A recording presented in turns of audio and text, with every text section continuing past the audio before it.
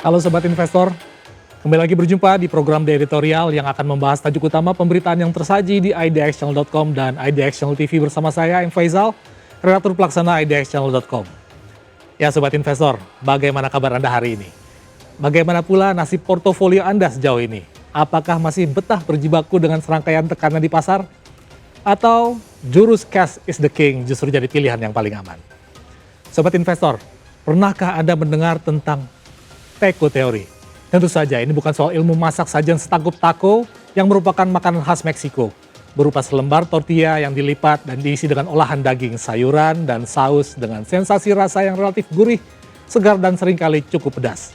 Bukan taco itu yang kami maksud. Taco teori lebih mengacu pada sindiran secara peyoratif yang banyak digunakan oleh pelaku pasar di Wall Street, pusat bursa saham dunia, untuk mengidentifikasi kebiasaan dari Presiden Amerika Serikat Donald Trump yang hampir selalu memilih mundur atau menunda langkah setelah kondisi pasar memburuk akibat dari kebijakan yang dia buat sendiri.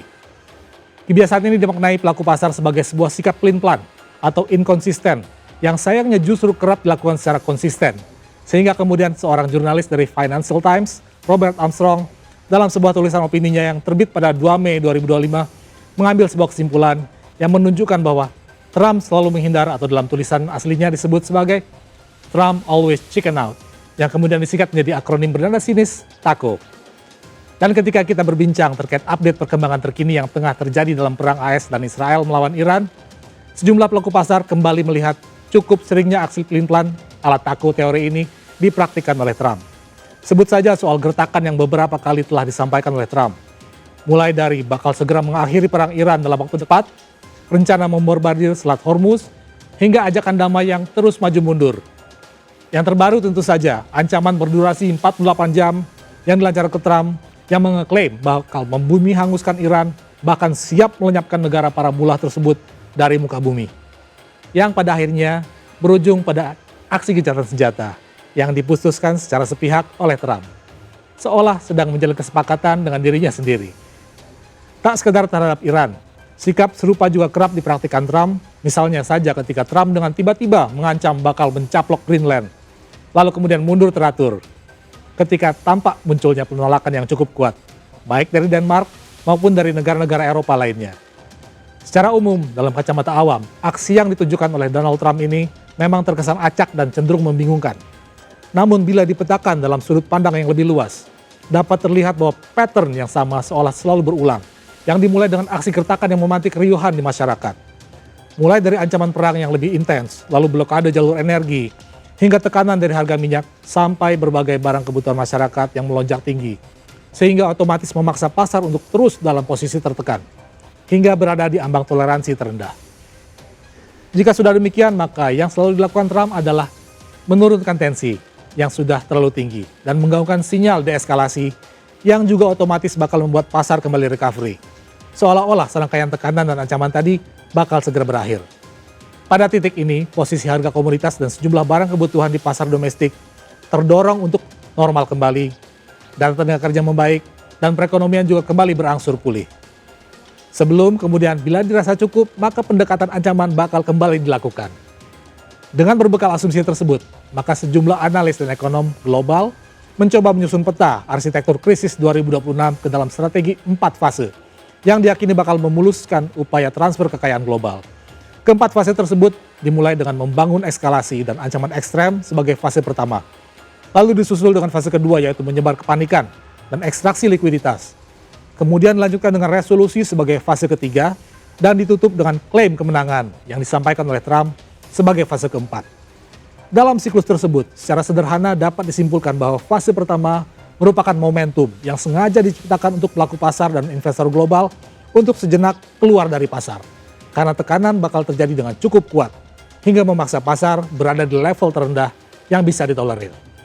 Pada titik terendah tersebut, maka waktunya pelaku pasar dan investor global untuk kembali masuk, mengingat posisi pasar sudah demikian rendah dan berada di level bottom.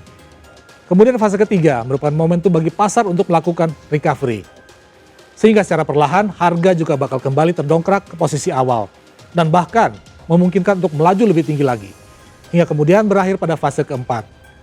Dengan rentetan asumsi ini, maka kemudian dapat dipahami bahwa kebijakan politis Trump yang seolah terlihat ngawur dan tanpa arah justru malah terbaca sebagai langkah yang sangat kalkulatif dan dapat dipertanggungjawabkan. Bagaimana kemudian sosok Trump seolah menebar konflik ke hampir seluruh dunia dengan secara tiba-tiba menyerang Iran setelah sebelumnya mengancam bakal mencaplok kedaulatan Greenland dari Denmark, dan secara bersamaan juga membuka konfrontasi dengan Kanada, Meksiko, Kuba hingga Kolombia. Sebuah aksi yang mungkin secara sekilas tampak kelewat berani, namun justru menyajikan fakta berbeda ketika dilihat dari sudut pandang yang lain.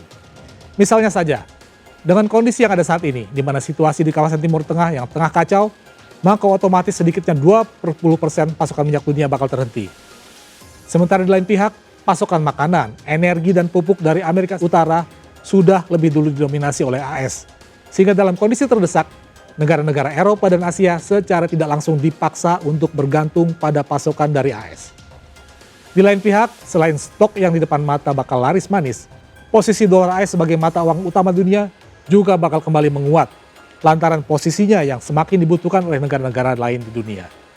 Selain itu, jika kita cermati lagi secara lebih mendalam, secara diam-diam, Trump juga telah mengamankan sejumlah sumber daya yang secara perlahan bakal memperkuat posisi AS sebagai produsen energi dunia. Sebut saja cadangan minyak Venezuela, yang notabene merupakan cadangan terbesar di dunia, yang telah dikuasai sejak penangkapan Nicolas Maduro pada Januari 2026 lalu. Kemudian cadangan minyak Kanada, yang notabene merupakan terbesar keempat di dunia, yang kini tengah dalam tekanan Trump. Belum lagi posisi Greenland sebagai produsen sumber daya alam strategis, dan juga Panama yang memiliki jalur perdagangan yang juga cukup krusial, di mana semuanya kini dalam proses penguasaan oleh AS. Dengan demikian, hal ini seolah kembali mengingatkan publik dunia terhadap ambisi Trump yang ingin agar perekonomian AS tidak hanya ditopang oleh geliat pasar Wall Street semata, namun juga diperkuat oleh kekayaan alam yang dimiliki secara domestik dan dieksploitasi secara terbatas untuk rakyatnya sendiri. Karena akses masyarakat luar AS telah ditutup dengan kebijakan imigrasi yang demikian ketat. Maka sobat investor, dengan sudut pandang alternatif ini, masihkah Anda percaya dan yakin bahwa aksi Trump sejauh ini cenderung acak dan tak terarah? Atau justru ada skenario besar yang tengah disiapkan di belakangnya? Demikian program editorial edisi kali ini, saya M. Faisal pamit undur diri.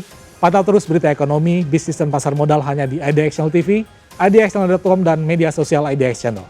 Sampai jumpa.